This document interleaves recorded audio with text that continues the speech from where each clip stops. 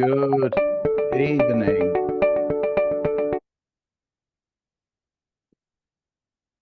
Good evening, and a very warm welcome on behalf of Milim to this evening's presentation. Welcome to you wherever you are in the UK and indeed wherever you are in the world.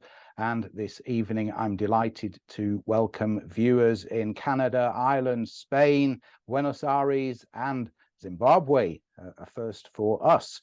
Our series of online talks and conversations continues with our special guest, Jake Wallis Simons, and I'll introduce Jake in just a moment. Some housekeeping first. Please do ask questions. You can do this by typing whatever you'd like to ask into the Q&A facility on your screen. We will try our best to get through as many of your questions as possible, and I do hope lots of you will take this opportunity to ask things that will be of interest. There's also a chat facility on your screen. You can use this to send a message to all of the other participants on this webinar, should you wish to do so. Finally, we are recording this event and it will appear on our website at milim.org.uk in the next day or two. There you will find recordings of other past events and details of our future programme for which you can book tickets. And so to our guest this evening. Jake Wallis Simons is editor of the Jewish Chronicle and is an award-winning journalist and novelist. Formerly, he was a foreign correspondent working for the BBC and national newspapers. He is a writer for The Spectator, a commentator for Sky News, and a broadcaster for BBC Radio 4 and the World Service. This is his recently published book, Israelophobia, and will be the basis of our conversation this evening. When we arranged this event less than 3 weeks ago, we could have had no idea just how relevant this discussion would be. Jake, a warm Milim welcome to you. Thank you very much, and hello to everybody around the world. In fact, the different countries that you mentioned just now, I'm proud to say that I've traveled to each one of them, including Zimbabwe, where I covered the coup that brought down Mugabe some years ago. So I know where you all live, and thank you for coming and joining us. So Jake, what is Israelophobia? Well, the Israelophobia, my book, is described. The term is described in the subtitle, which is the newest version of the oldest hatred and what to do about it. I think Israelophobia, as a title, is fairly self-explanatory. In fact, when I first announced the book online some months ago before it was published, the waves of hatred that came my way just on the basis of the title showed how effective the title is at communicating what I'm trying to say. But more specifically, conceptually, it's really built upon Rabbi Sacks's famous idea that of anti-Semitism as a shape-shifting force, that during the Middle Ages it was powered by religion, that Jews were hated because they were the killers of Christ, and justified on those terms. And in the 20th century, it was in the age of rationalism, it became an expression of pseudoscience. It was justified by pseudoscience. Jews were categorized as a subhuman, malevolent race, and so the only way to achieve a better world was to exterminate them. But that was discredited after World War II and by the Holocaust. And now these days, racism is probably the cardinal sin of our age. And so anti-Semitism has had to find a new host, which is the language of politics, the hatred of Jews for their national home. And in finding that new host, it's able to locate new words in which it can inhabit and which it can use to legitimize itself. Words such as colonialism, ethnic cleansing, white supremacy, racism, and so forth, apartheid. These are all the worst sins of our age, and anybody fighting against them appears to be on the side of the angels. But the genius of anti-Semitism is that it makes the demons sometimes feel as if they're on the side of the angels, at least to themselves and to people who agree with them. And so that is the newest form of the oldest hatred. It is anti-Semitism, but it's taken on a slightly new character. It's reskinned itself, and it now presents as Israelophobia.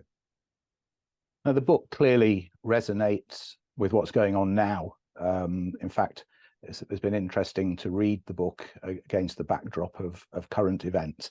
Was there something specific that made you write this, or made you want to write it? Well, funnily enough, the genesis for the idea came from 2021, the last time there was a conflict with Gaza. It's obviously incomparable when you look at the events of today. In those old days, in the time before, 256 Palestinians were killed, if you recall. A small number of Israelis, I think it was about 13, but that was sufficient to bring 180,000 protesters out into Hyde Park, and we saw those disgraceful scenes, like that hate convoy driving through Jewish areas of North London with megaphones shouting about how they were planning to rape Jewish daughters, and those gangs of young men prowling the back streets around the Israeli embassy in High Street, Kensington, shouting that they were planning to find the Zionists because they wanted their blood in full view of the police. So that was then, and at the time, it was really striking to me that although a relatively small number of people were killed by comparison to the Syrian civil war, which at the time had just passed a grim landmark of 500,000 deaths, or indeed the conflict in Ukraine, about 120,000 people were killed last year. But at the time of 2021, the worst human rights catastrophe in the world at that time was in Yemen, where the civil war had claimed thousands upon thousands of deaths, including 10,000 children, pushed into malnutrition and death and maiming. And yet it was this relatively small conflict with a democracy taking defensive action against a terrorist group that was enough to evoke these great passions of 180,000 people out on the streets. And, and the scenes that we saw, as I've just described, during that period were really absolutely clear that this was the oldest hatred channeling through the aggression towards the world's only Jewish state and the only democracy in the Middle East. And so that was really where I thought, something's got to be done about clarifying the debate. And the connected thought to that was that, at the time, we only had really two words. We had anti-Semitism and anti-Zionism. There's nothing wrong with those two words, but they're limited, unfortunately, because anti-Semitism has evolved beyond those. So let me explain. So anti-Semitism still has resonances of a race-based hatred from the 20th century. So if somebody is a rabid, swivel-eyed, demented hater of Israel, and you all know the kind of person I mean, if you say to them, well, you're being anti-Semitic, they will say, no, I'm not. Here's my Jewish friend who agrees with me, who's also on the hard left. So how can I be anti-Semitic? As if having a Jewish friend is the price to pay, the price that's worth paying to avoid the charge of anti-Semitism. But then if you then say, well, you're anti-Zionist, they will say, and what's wrong with that? Anti-Zionism doesn't have that sense of bigotry and taboo attached to it, although perhaps it should. And so I felt like, anti-Semitism is moving around these terms. It's evading capture by the lexicon that we have. And the debate always ends up going from, why do you hate this one country so much, to, is anti-Semitism the same as anti-Zionism or not? And before you know it, you're lost down some esoteric avenue and you've lost the main point. And I felt that using the word Israelophobia would pin it down. Look, you hate this country. Clearly, you're filled with bigotry. You're out of all proportion. You're lying about it. You're exaggerating. You're magnifying it. Let's talk about that. And that's where the idea from the book came. And where does the word come from? Is it new? Has it been used before? Well, I thought it was new when I thought of it, but then I Googled it and found that there was an Italian-Israeli academic called Fiamma Nierenstein who had used it previously. I tried to contact her via a variety of means, and she didn't respond to me. So I don't know what she thinks of it, but I did mention her at the end of the book that she'd used it before me. And then when I was doing the final edits of my book, I thought I'd just double check that there were no other citations of the word. And so I used artificial intelligence ChatGPT to ask. I asked it where Israelophobia first came from, and it came up with another academic in, I believe, the 90s who had used it in an academic paper that was pretty much behind a paywall. So it's not the first time that I'm using it, but the focus that I'm placing upon it and the anatomization that I'm making of it and the definitions that I'm using in a very clear and practical way, I hope, is new. Now, you spoke a few moments ago about demons, and demonization in the book is the first of three stages that you describe Israelophobia consisting of. How does demonization manifest itself? How can we spot it? Okay, well, I mean, first of all, forgive me if I'm drinking beer at the same time. It's not, I don't want to be unprofessional, but it's been a very long 10 days. Fine by us. It's a first, but it's certainly no problem. So demonization, yes. I mean, there's the Israelophobia has a tripartite definition. There's demonization, there's weaponization, and there's falsification. So if I get a copy of the book and just look at the definition of demonization, it's a book. I've tried to make it as clear as possible in terms of the definitions and the deconstruction of the thing. So the definition of demonization is very simply smearing Israel as evil and a threat to the world. So it's exaggerating Israel's bad qualities. When you demonize Israel, we can see that happening all over the place. The idea of the Zionists, the Zionist lobby, pulling the strings of government and influencing the world in a negative way. And I think we can also see it in the disproportionate focus on Israel's flaws, often flaws which are exhibited to a much more grievous degree by its immediate neighbors, let alone by the democracies. If you look at the people we've talked before the current war, the main debate about Israel was to do with its crisis of democracy. Well, at least it has a democracy. If you go a mile over the border into the West Bank and the Palestinian Authority in Ramallah, you will find a man who is in power enjoying the 18th year of his 4-year term.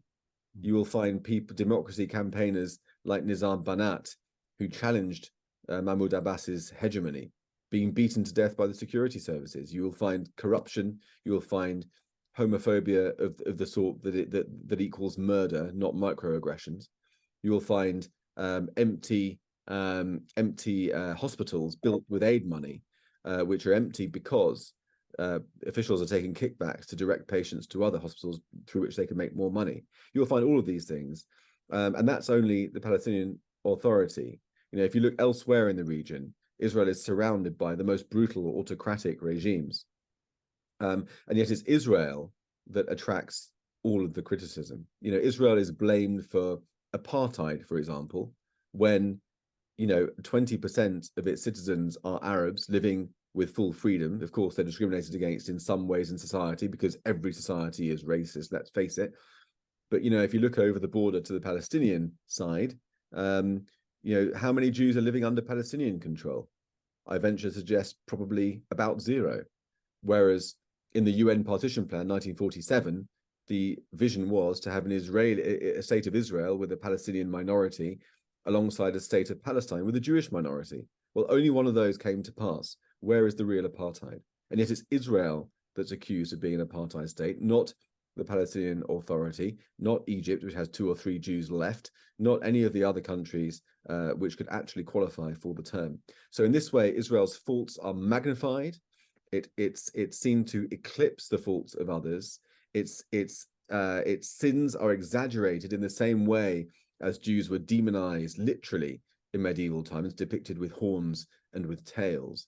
Israel has become the new demon state in a fevered imagination of Western Israelophobes, and of course the Israelophobes elsewhere in the country, in the world, including the Middle East. So that's what demonization means. It's blowing Israel out of all proportion to create an imagined demon that bears actually very, very little relationship to reality.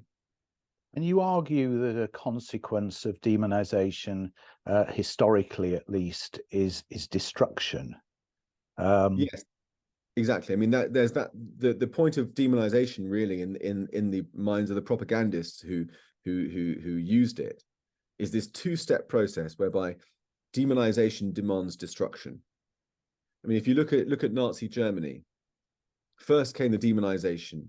Jews were blamed for all of the ills of the world. When war happened, they were blamed as being behind Russia and behind the United Kingdom, pulling the strings and manipulating them. There's a famous Nazi poster, which I have in my book, actually, of a caricature of a Jew hiding behind the flags of the Allied powers. Hitler referred to the Jews to Russia and Britain as the twin citadels of Jewish power. So Jews were demonized, seen as subhuman, as malevolent, as being responsible for the evils of the world. And when that was embedded in the psyche of the German people, then when the suggestion came to marginalize them, to deport them, to kill them, people didn't turn a hair, because surely if you have such a malevolent race, the only way to deal with them is to exterminate them. And so with enough demonization, the solution of, literally the final solution of destruction, becomes more plausible and palatable. And we see exactly the same thing happening throughout the Middle East today, as exhibited in the atrocious and disturbing events of the last week to 10 days. You know, Jews have been demonized in the Middle East year after year, decade after decade, and even for centuries. And we see the results in this absolutely bestial hatred, which exhibited itself so shamefully and disgracefully in southern Israel last weekend. Now, the second of these three elements, as you mentioned earlier, is weaponization. And the first example you bring is the social justice movement. It's perhaps worth, if you can, to explain what the social justice movement is and why it appears to be the enemy of what is manifestly a liberal democracy. Good question. Well, in weaponization, the definition I've got is using the social justice movement as a Trojan horse for hatred of Jews and their national home. But weaponization doesn't refer only to the social justice movement. It refers to, as I mentioned earlier, the ability of anti-Semitism to hijack the moral language of the day to further its negative bigotry under the veneer of something virtuous, whether it's religious, whether it's pseudoscience, or whether it's political. And currently, the language that it weaponizes is what I call social justice language, or the language of identity politics. Now, by social justice, what I mean is, essentially, I'm trying very hard not to use the word woke, because I don't think it's particularly helpful in debate, because it's seen as derogatory and it's seen as an insult, and I don't want to get into that. So I'm trying, but the problem with not using the word woke is it's very difficult to find an alternative word for that general social movement, parts of which are respectable and are well motivated. And so I've substituted identity politics or social justice for that. But we do see at the moment that, you know, the sort of the pernicious light of anti-Semitism at the moment shines through the prism of focus on Israel, and what emerges is a spectrum of terminology which are native to the social justice movement, all of which describe the most egregious sins of our times. So the number one sin really for us in the West is racism. And you know what? Zionism is racism, we're told. Another sin is colonialism. Well, guess what? Israel is a colonialist state, apparently, even though the history shows quite clearly that it's a post-colonial state arising from the collapse of the Ottoman Empire and the departure of the British Mandate and partition, like numerous other countries in the region. Israel is accused of ethnic cleansing, another egregious sin of the social justice movement, when, if you look at the history, the ethnic cleansing was attempted by the Arab side, not by the Jewish side, in 1948. Israel is accused of genocide, another cardinal sin, when in actual fact, if Israel was bent on genocide, It would have to be pretty bad at it, given the fact that the Palestinian population has increased fivefold since Israel's establishment. Israel's accused of apartheid, as I've just mentioned, which is clearly absurd in my opinion, given the fact that the majority of the Israeli football team are Arab. Israel's biggest bank is headed by an Arab, and an Arab judge sent a former Israeli prime minister to prison for corruption. Pretty strange form of apartheid. So these things are easily disprovable, but they are the equivalent of Jews being accused, for example, of murdering Christian children to use their blood in their ritual cooking. You can no longer, in this day and age in the West, say that Jews kill children for the blood, but you can say that Zionists are baby killers. It's the same bigotry with different language. And so in that way, the language of the social justice movement is weaponized. It's used as a Trojan horse, so that the bigotry and hatred appears like it's a virtuous cause. And in that way, in our society, our society's own values are turned on itself. We're told that if you want to be really a good person, a compassionate person, and a just person in our society, a tolerant person, then you will stand up for the Palestinians, not for the Jews. Then you will criticize Israel, which is a colonialist, white supremacist, apartheid power. That's the right thing to do. You channel your tolerance and compassion, your liberal principles, to destroy or to denigrate or to demean, dismantle Israel. We've seen that so clearly over the past few days. And what we don't realize in Britain is that Israel is part of the West in terms of values. If we're denigrating and attacking Israel, we're actually denigrating and attacking British society and American society and Western democracies as well. And so those protesters that we've seen on the streets over the past few days, who are clearly either enabling or directly supporting the jihadi menace of Hamas, are actually acting against the true interests of the UK and of the democratic world. And that's why Israelophobia is really the tip of the spear that's coming for us all. And we'll maybe pick up on that a little bit later on. I mean, it seems there's an inversion here that all of these things, I think without exception, that you say Israel is accused of, are in fact features of the society that is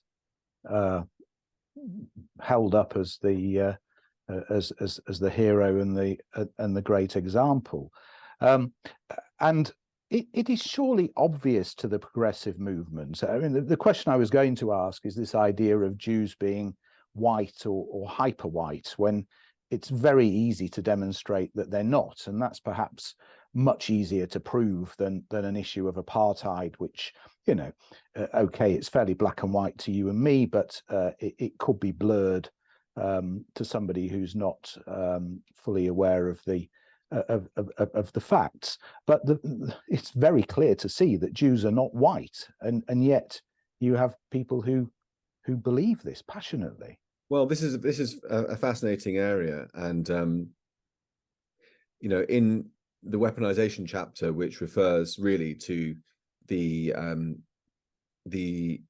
in which Israelophobia inhabits the political left or progressives, a big part of that these days is the stream of identity politics that's come over to the UK from the United States, and it's something which my friend Tomiwa Owolade, who you might have heard of or know, who's written a book called This Is Not America, he's a British Nigerian writer, has exposed in some vivid detail and accuracy.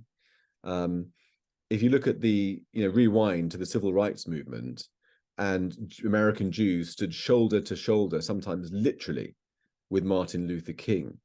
As a result, synagogues were attacked by the Ku Klux Klan. Martin Luther King was really arguing for equality, for Black Americans to be seen as equally American to white Americans, whereas the movement that superseded him, whose figurehead really was Malcolm X, the Black Power movement, rejected American a culture and the American identity in favor of a kind of Pan-Africanism, a black unity that was often militant and sought to subvert the white structures and assert instead black power. And within that context, anti-Semitism was very, very prevalent. If you look at Malcolm X's book, his autobiography, it's shot through with anti-Semitism, often relating to Israel. He talks about Zionist dollarism and accuses America's Jews who stood with Martin Luther King of only doing so because they wanted to deflect attention away from themselves onto the black man, as he put it, onto the Negro, actually, as he put it. And so really that ideology then combined with critical race theory, which gave this strange, quite radical academic structure to the emotions of black power. And one of those principles was coined by a psychologist called Patricia Beidel-Padver. Famously, she coined the idea that racism equals prejudice plus power. And it's the power part that's important there, because black people by definition are seen as not having power because they're black. Whether you're Chancellor of the Exchequer or a captain of industry, you're still black and therefore you haven't got power. And so they are the ones who suffer racism, but white people can't suffer racism because they have the power because they're white. And, you know, whenever someone talks about power, you know what's coming next.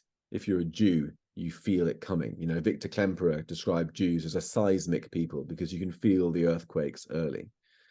And power to Jewish ears raises the goosebumps on the back of the neck. And lo and behold, Jews, because they are fantasized as having this huge malevolent power in the mind, in the fever dream of anti-Semitism, they were placed by the hierarchy of racism, of critical race theory, and from the Black Power movement, they were placed not just on the side of whiteness, but on the side of hyper-whiteness. They were called, by some people, hyper-white. They're so privileged, so powerful, as Hitler said, that they are whiter than white. You know, there was this moment in Crown Heights a few years ago when Orthodox Jews were being beaten up in the street, and the local Black community organizer, Mark Griffith, his name was, attributed it not to anti-Semitism, but to the fact that Jews were hyper-white, as if, you know, if you're hyper-white, what do you expect? And so this ideology has filtered, along with American culture in general, filtered over to Britain and inhabited the social justice movement on the left. And as a result, Jews here, you know, we had in the States, we had Whoopi Goldberg saying that the Holocaust was not about race because it was two groups of white people slugging it out. Disgraceful thing to say. And in Britain, we had Diane Abbott writing to the Observer newspaper saying that Jews could not experience racism because they were white. All they could experience was prejudice like redheads would experience. You know, so this total absurdity comes from the fact of this sort of dogmatic adherence to this fixed ideology, which I'm afraid has really spread quite far and wide on the progressive left, particularly. And the harder left you go, the harder it gets. You know, the more you find it. And it's this kind of swirling of ideologies and bigotries and racism that has become expressed very powerfully in the language of social justice, which is the Trojan horse, as I say, for the oldest hatred. And we see it rearing its head on social media, particularly now in the many comments, many hateful comments on posts about Israel. Let's talk about Zionism, because the word has been corrupted really by these people. When did this happen, and is it something that we can seek to correct? One of the great successes of the movement of Israelophobia, if I can call it that, is to take the very word of Zionism and to corrupt it, to make it associated in the minds of ordinary people with negativity. I mean, that is a testament. It's a propaganda victory. It's a huge achievement. You know, even a Jewish organization that we wrote about in the paper a few weeks ago. I won't name it, but it is a well-known and very old Zionist charitable organization, and we described it as such. And its representative contacted me, objecting to the fact that we called it Zionist, bowing to the prejudices of our enemies and trying to adapt its terminology accordingly. You know, wherever you look in the Israel debate, you find attempts at discrediting Israel in numerous different ways, in a three-dimensional way. You know, you see, you know, Israel's attempts to keep its citizens safe by securing the border with Gaza. We've seen what happens when that goes wrong. We see that derided as being an open-air prison. You know, Israel's attempts to protect its citizens from suicide bombs on the West Bank by constructing the partition barrier, where suicide bombs before it was constructed were pretty much weekly. After it was constructed, went down to zero. We see that derided and undermined as an expression of apartheid. And similarly, we see Israel's attempt just to believe it should exist, Zionism, as being equated with racism, this famous slur, Zionism is racism. And you can clearly see the weaponization of social justice terminology, of the language of human rights, the language of modern virtue, which is, you know, cited by the priests of our age, you know, the moral arbiters of our age in the halls of the UN or the EU or whatever. We see this language being used to undermine Israel's ability to defend itself. I mean, what do you want? You want Israel to open the border with Gaza so it's no longer accused of being an open-air prison and suffering the massacre that results? Do you want Israel to take down that partition wall so it's no longer accused of apartheid and suffer the suicide bombs that result? Do you want Israel to abandon the idea of Zionism and no longer believe that it has the right to exist? You know, this is an ideological assault on many, many different fronts at once, which are seeking to delegitimize Israel and hollow it out with a view to enabling its eventual destruction. You know, Golda Meir famously said that we'd rather be alive with a bad reputation than dead with a good reputation. And by reputation, I think what she meant was the reputation in the eyes of people who do not judge us fairly and have no right to judge us either. And so the discreditation of Zionism is part of that effort. But these things you mention, the open air prison, the apartheid of the separation barrier, these are not limited to the left, the hard left. These appear in the mainstream media. Was it David Cameron who referred to Gaza as an open air prison? I mean, you know, it'd be hard to accuse him of being hard left. So it's infected people further across the spectrum. You're absolutely right. I mean, these ideas started on the hard left. I think we'll talk about that in a moment. They came into the body politic through the keyhole surgery of the hard left. But such has been the insistence of the people who've been campaigning in their favor, like Jeremy Corbyn, for example, that they managed to broaden the Overton window in society. And these concepts, which are fringe, which are lunatic, which are incorrect, have been infecting the mainstream. And people cite it all the time. I mean, somebody said to me just the other day when I was doing a podcast, and she's by no means Israelophobic or anti-Semitic or bigoted at all, but she said, you know, in Gaza people have got nowhere to run to. I mean, come on, it's astonishing how common that line is at the moment. It's an open air prison. People have got nowhere to go.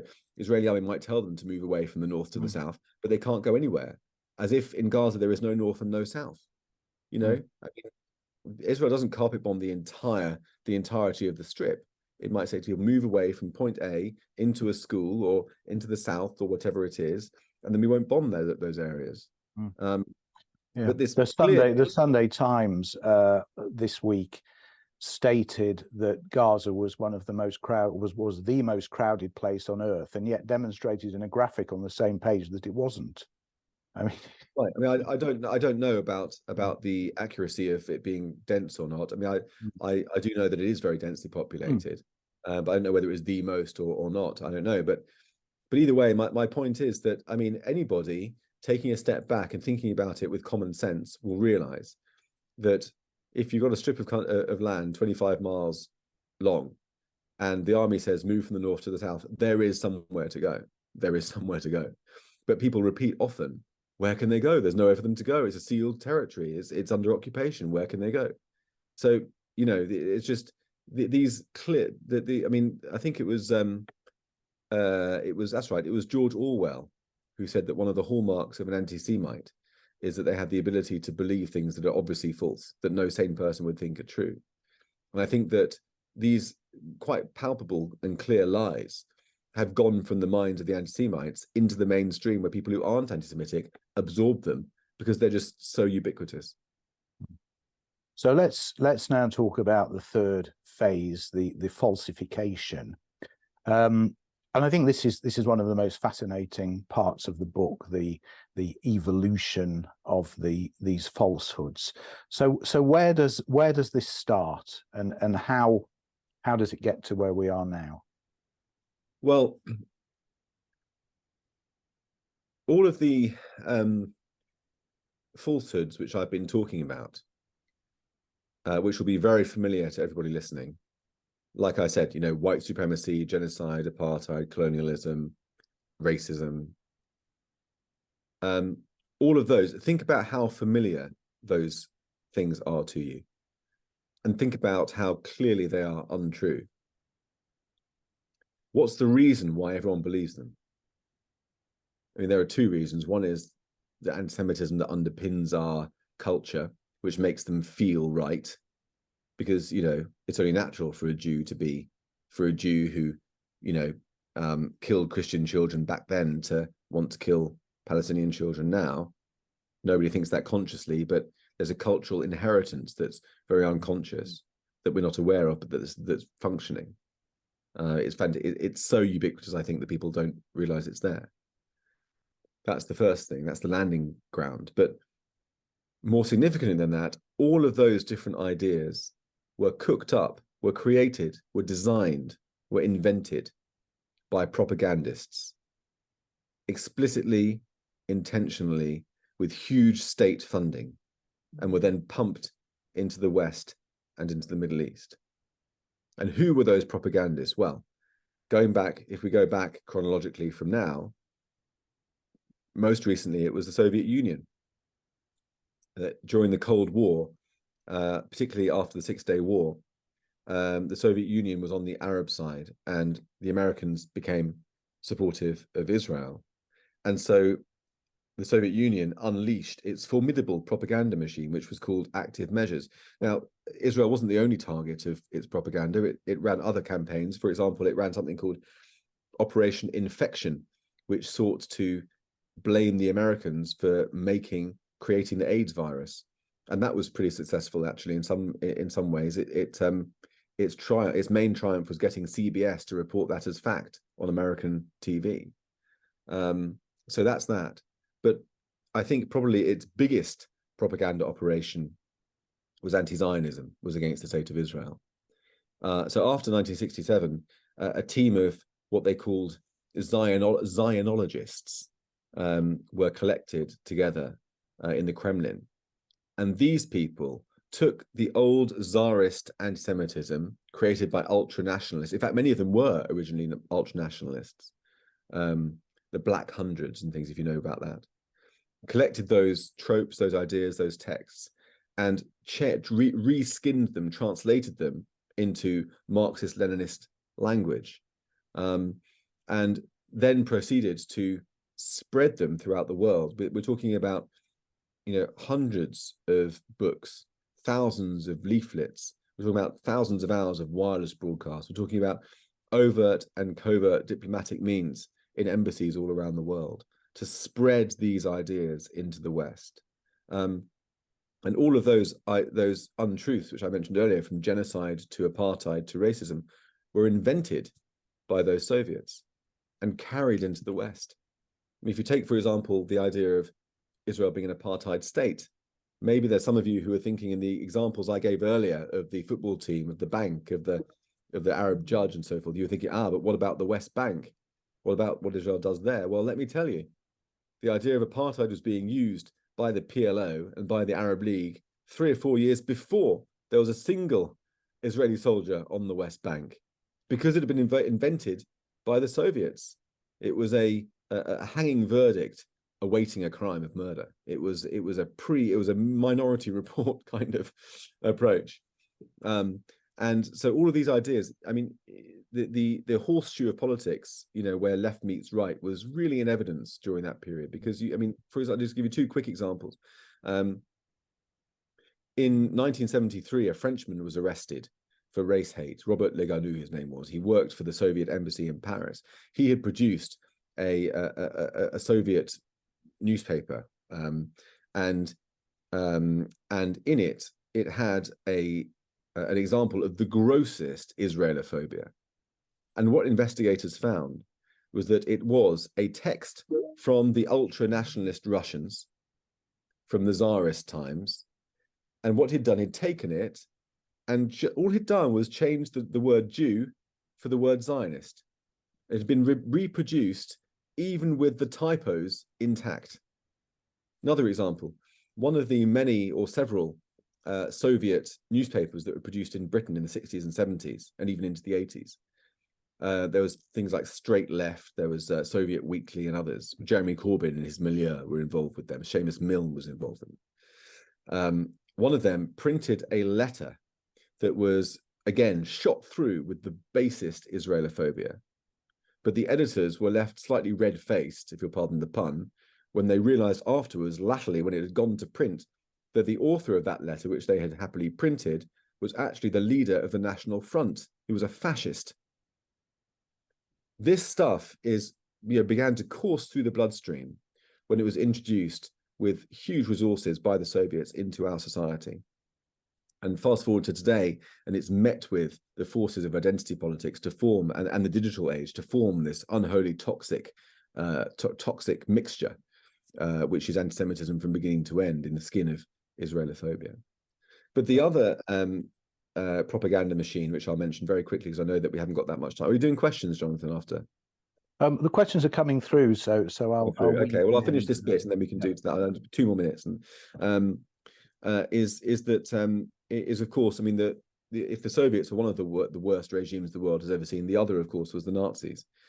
And Nazi propaganda was absolutely instrumental in creating the sort of carnage that we saw in southern Israel today, and that we saw at 9/11 in New York, and that we saw on the streets of London and the streets and the Manchester Arena at the hands of ISIS. And I'll explain very quickly.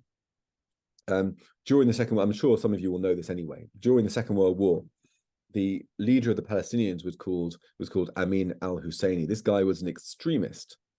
He vanquished the moderates, which were called the Nashashibi clan, and installed the Husseinis, this clan of extremists in this sort of gang warfare.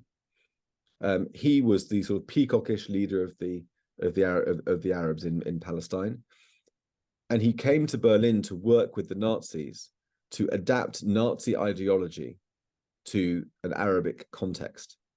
He met Hitler in 1941. He was received with great pomp and ceremony. Hitler was an admirer of Islam. He thought it was much a stronger faith than Christianity.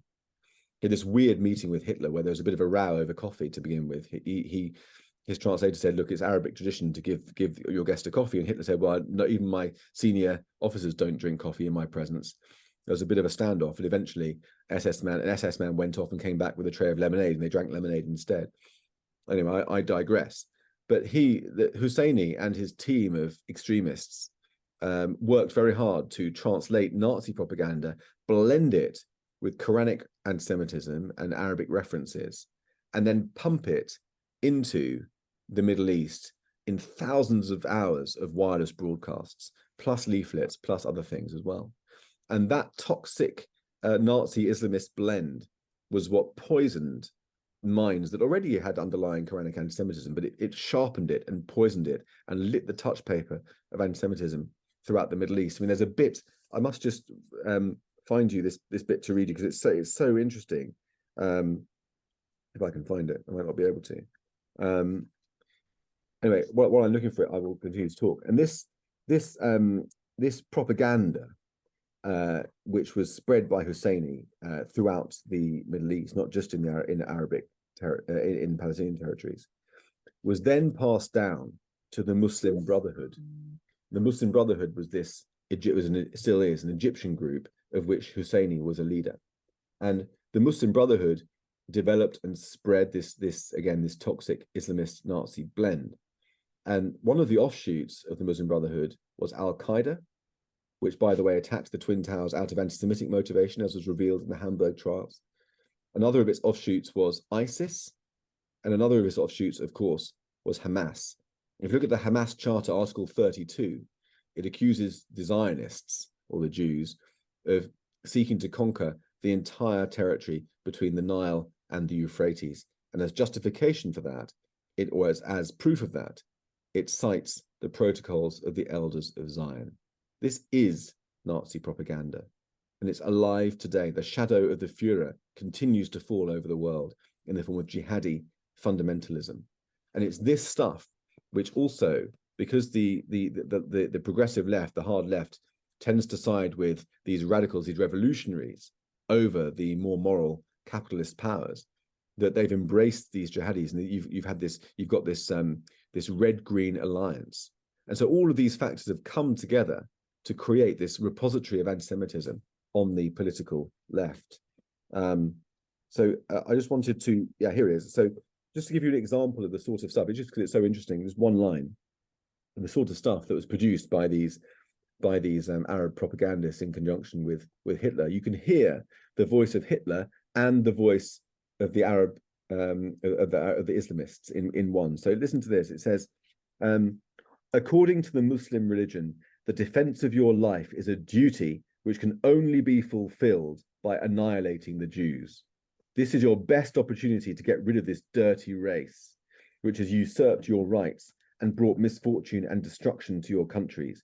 Kill the Jews, burn their property, destroy their shops, annihilate these base supporters of British imperialism.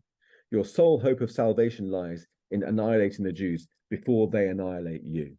I mean, listen to that. Imagine that stuff pumping out in Arabic during the war into the Middle East. You can hear the dirty Jews of the Nazi mind and the Quranic references of Arabic culture. So the Nazis and the Soviets unforgivably produced all of these ideas which continue to poison the bloodstream of our body politic today. Fascinating and scary. Let's pick up on a couple of questions from our viewers, and if you do want to ask Jake a question, now is the time to type it into the Q&A. We've got Irene living in the Shomron. Irene says, I understand that Black Lives Matters is sympathetic to Hamas because BLM feel they are undervalued. Can you comment on that? Well, I think that there is a perception, there's long been a perception of Hamas as being revolutionaries, as being like some Che Guevara types. We saw that clearly with Jeremy Corbyn, who called them famously his friends, and actually was filmed suggesting that categorizing them as a terrorist organization was a historic mistake. In fact, the quote is a big, big historic mistake. Well, let's see. I think we all know now who has made the big, big historic mistake, Mr. Corbyn.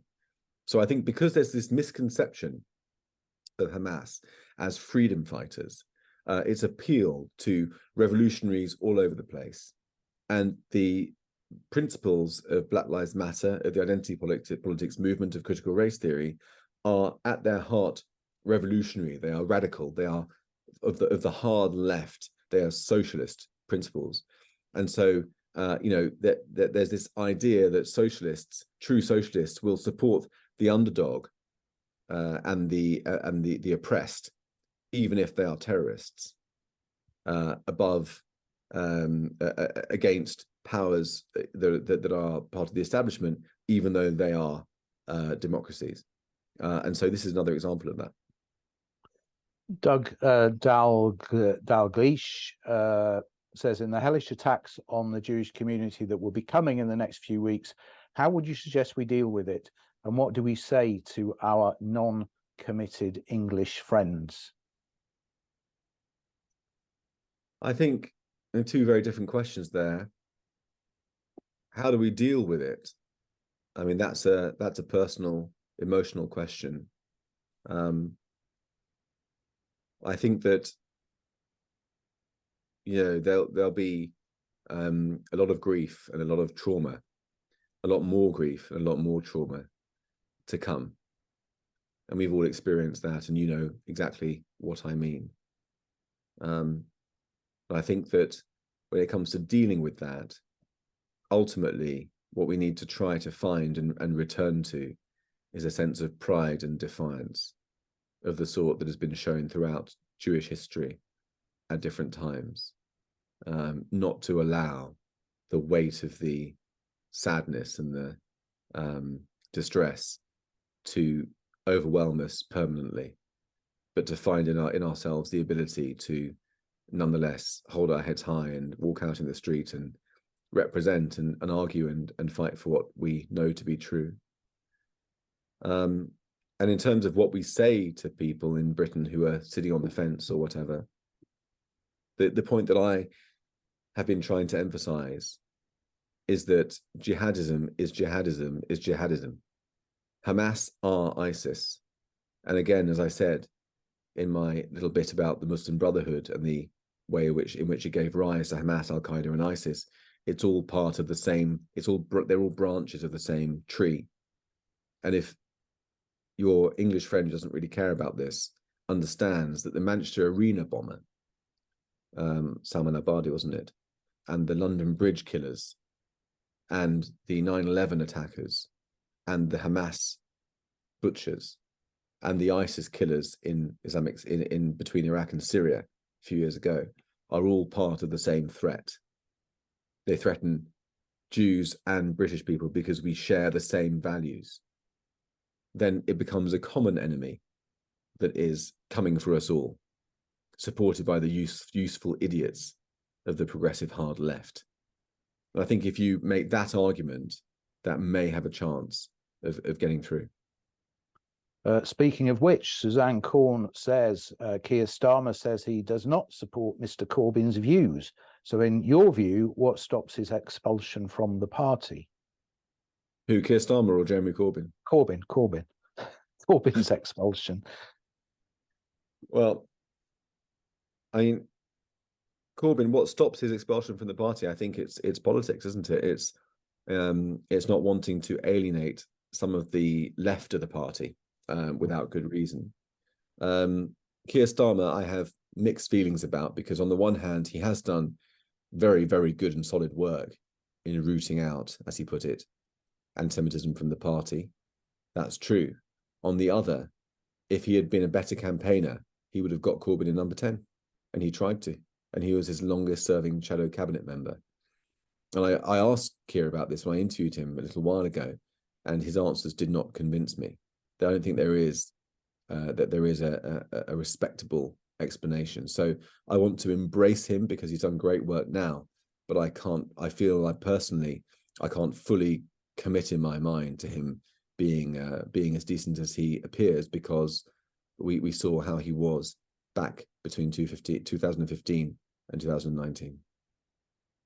Verity Steele asks, have you been able to get your book into the hands of political leaders in this country? And if so, what has been the response? A lot of politicians have got it, yes, and have read it. I know the Home Secretary has almost finished it. I don't know if Rishi Sunak has got it or not. I can't remember if I sent him a copy. I'm not sure. I'm not sure about Sir Keir Starmer either, but some cabinet members have got it. I know that. And politicians on both sides of the aisle. There was a lot of, I had an event when it came out in Parliament, actually, in one of the committee rooms that was well attended with many political figures of different sorts. So it has provoked some interest in the political classes, and it's too early to say what the effects are, but the feedback from many of them has been positive to start with anyway. So let's wait and see where the debate goes. This is an interesting one from the perspective of a journalist. Do you believe that Israel itself has been poor at PR? That's from Alex Mann. I think that there's a part of Israeli culture is to be almost the Millwall of countries. Do you know what I mean by that? You know, the Millwall supporters, football supporters, famously sing, "No one likes us, we don't care." And I think that within Israeli culture, there's a sense that, you know, forget the world, what they think, they're going to judge us badly anyway. We're going to carry on and survive. As I mentioned, the quote from Golda Meir saying, "I'd rather be alive with a bad reputation than dead with a good reputation." I think there's a strong streak of that in the Israeli character, and sometimes that means that the way that Israel comes across to people might sort of confirm people's prejudices, because you know, I'm not saying that it's right to be prejudiced or that it's valid, but can appear to confirm their prejudices.